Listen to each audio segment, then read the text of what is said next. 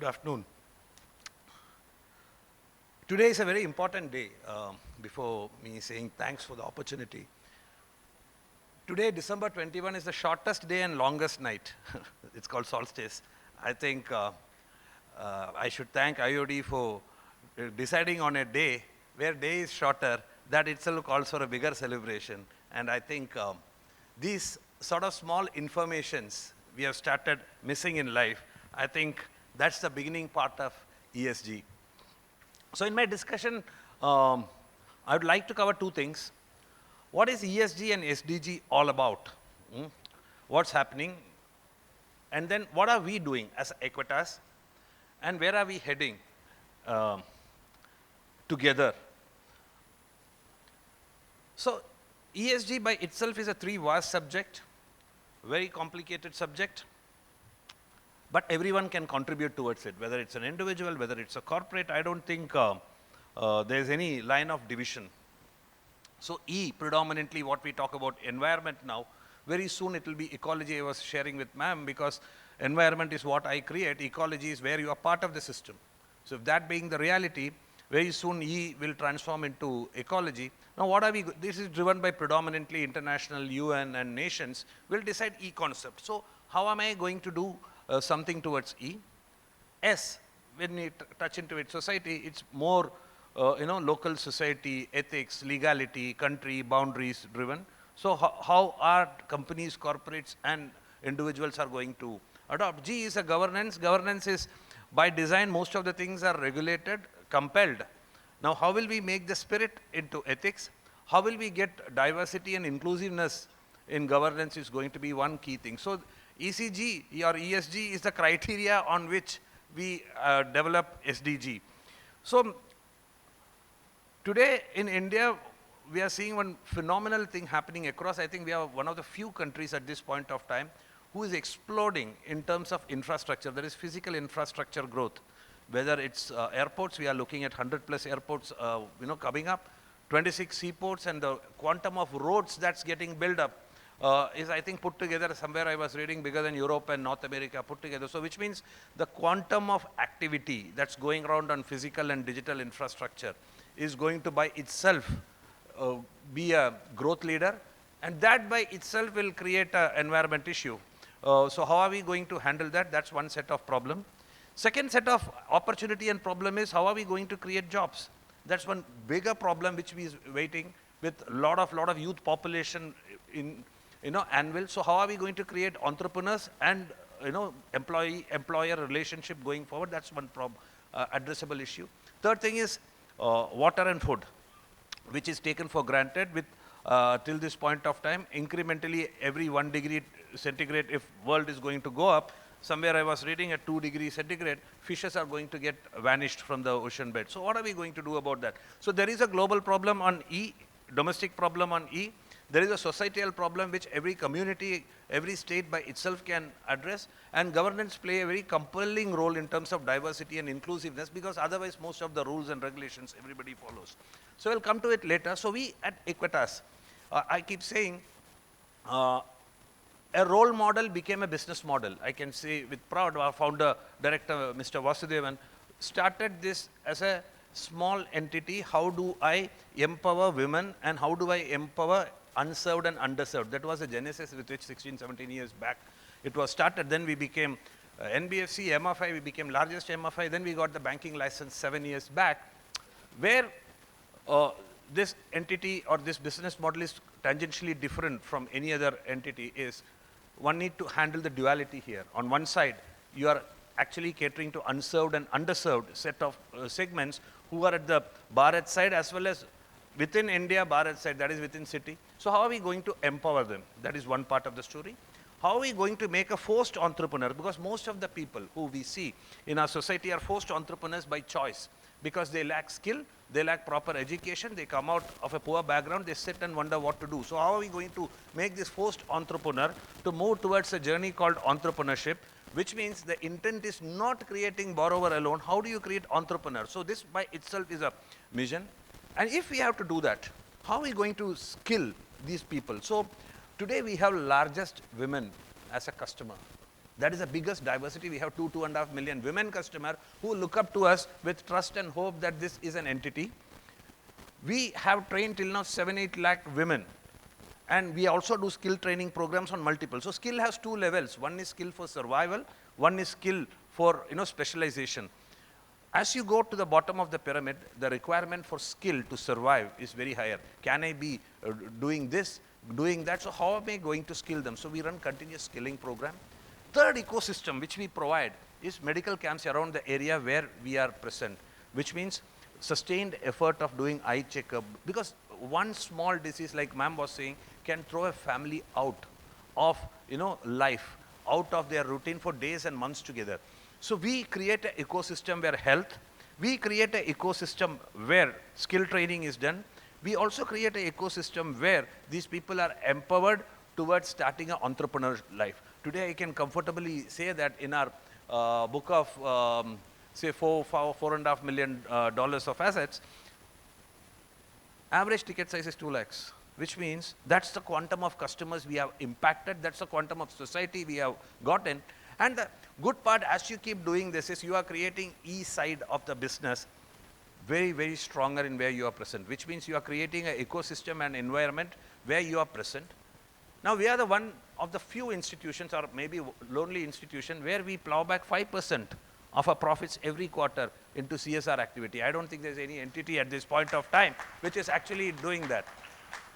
And every quarter, just for a simple reason, where we exist, we cannot exist alone and we have to coexist. That's the ultimate aim. So we leverage technology, but more to understand the biology and demography of where we are present. It's not that you leverage technology only for productivity. So our entire core model is tuned and magnified and rolled in such a direction that we actually go and make difference in people's life as a key theme. So I can stand up with a proud and say that E part of it. So in S part of it, we keep saying that all our products has to be stable, which means Equitas by itself in Latin means fair and transparent. So we believe that stability of the team, stability of the product and stability of the market we are present is very important. We have to sustain what we are doing, which means we don't go and create a borrower and collect back. In most of the location, we go and create entrepreneur, because when we go there, we don't go there to make returns. We make, hope and trust as a guiding light in people's life. So second part of stability is very important. Scalability is where we go, so 3S of stable, scalable and sustainable is inherent part of any product, any market which we are present. So this is a very key theme, and adding to the 5% CSR, we also run 6 schools in the name of EDIT, which means it's not those schools where one of the compelling reason I can say is put together annual income of the parents put together cannot exceed 3 lakhs is one of the primary conditions. So we have 16,000-17,000 students who are funded by EDIT, we call it Equitas Development Initiative Trust, which runs school, which runs the skill camps, which runs the medical camps. So the ecosystem behind the bank is very strong, and bank is there for a work called purposeful work. We are in a very profitable business. I think hearing this, you should not think, what are we doing? We are at the lowest NP of close to net NP of 1% type, which is industry benchmark. We are operating on a NIM of 9%. So if someone is interested on real business model side of it, is it a charitable institution? No, but we do the purposeful work to create a CSR, which is a benchmark, which will create an ecosystem by itself, which is sustainable. So these are the very key leg through which governance. Now, how are we integrating? We are present in those locations and in those cities where actually we should have started a long time back, where big institution, because our model is assessment driven, which means we go to the unserved and underserved, give them money unsecured up to only 15% or 17% of the book is unsecured, balance all is secured. We go assess the tea shop, we go sit with the mechanic, understand the mechanics, we assess his income, we create a balance sheet, and then we give the money. Not a rupee more, not a rupee less, only the amount he deserves, for a simple reason. Our main intent is not to add keep on borrower. We want to create more and more entrepreneur. That's why we are present in commercial vehicle segment, we are present in micro lab, retail lab. We are very importantly present in uplifting women empowerment. We provide skill training. So it's a set of comprehensive. I was very happy when this ESG topic came in, because 70 years all organizations used to talk about profits, talk about productivity, efficiency. Today, the world has migrated where we started speaking about CSR maybe 2014-15.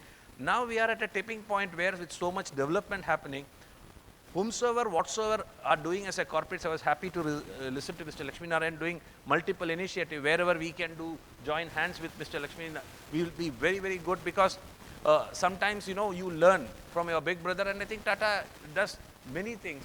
And recently we opened a hospital, cancer specialist hospital, again run by Equitas, hospital trust. So it's very important. It's not what you are doing and where you are doing. As a business, wherever you are present, can you make a difference in others' life?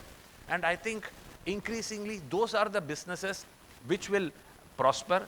Those are the businesses which is going to have a foundation. Those are the brands. Somebody was saying today morning very nicely, brands have a typical recall value, may not have the profitability, but still people relate and respect a brand.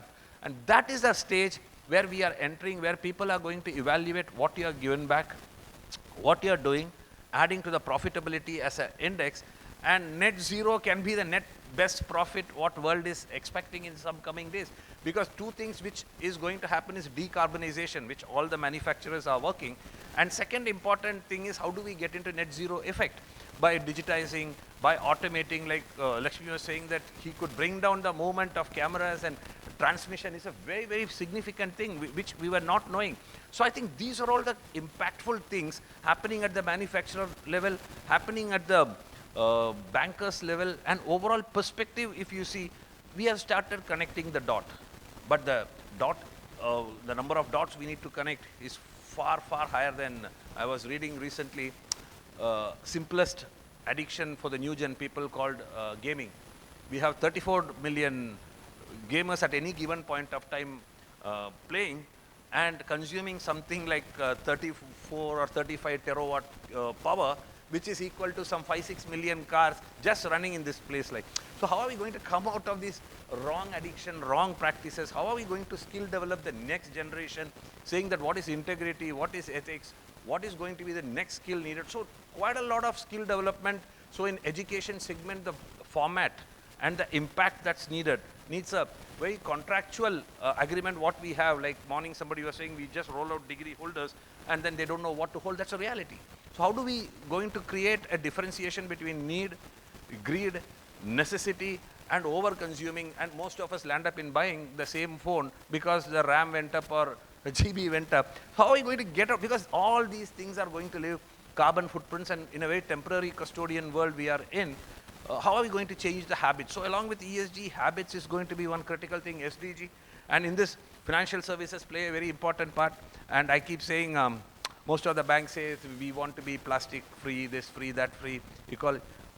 Most of the debit cards and credit cards by stuff is plastic. I don't know, someday, ma'am, you have to tell and say, why can't we move to paper? Because it's possible now with chip-based card. Why are we on so how are we going to touch anything? How are we going to come out of all these opportunist things which has happened in the past is going to be one big thing. And as we inch up forward, I think as a sustainable finance, most of us know today money chases green bonds because E there is fairly higher.